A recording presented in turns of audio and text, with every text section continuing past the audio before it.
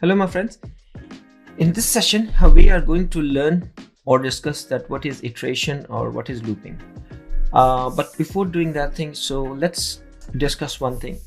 My friends, for example, I want to make a program which should print hello on the screen. So I'll make a program, and in that program we will write an instruction. There will be only one instruction, print hello, and when we run this code it will print hello on the screen. For example, I want to make a program which should print two hellos on the screen. So we will make a program, and in that program, there will be two print hellos on the screen. So when we run this thing, what it will do, it will print two hellos. I want to make a program which will print three hellos on the screen. So what we need to do, we need to write three instructions. And when we run this code, it will print three hellos on the screen.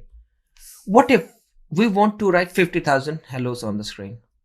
So what we need to do, we need to write 50,000 print instructions, and when we run this code, it will print 50,000 hellos on the screen.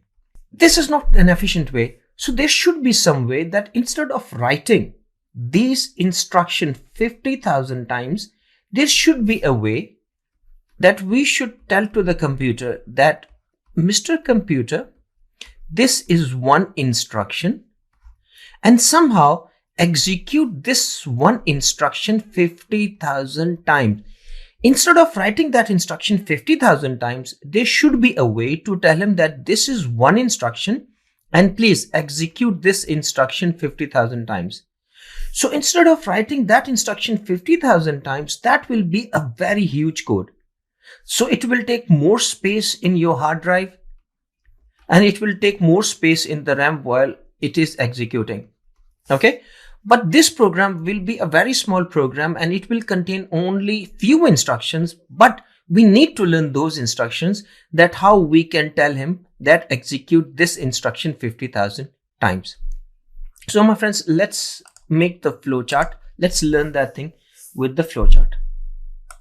And let's start the flowchart, and then if we write print, it will execute this line and it will print hello on the screen.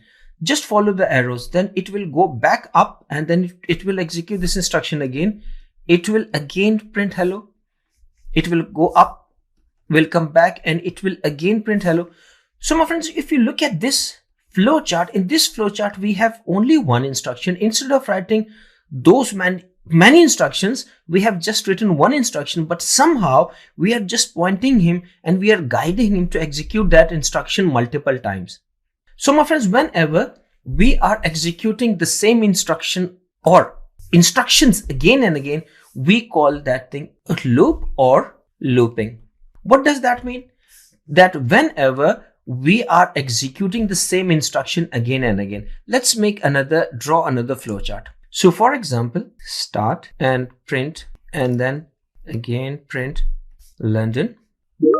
So my friends, if you look at this flowchart, so what it will do, the program will start, it will execute this instruction and it will print hello on the screen. Then it will execute this instruction and it will print London. From there, it will go back to the top and it will execute this instruction again, and it will execute this instruction again.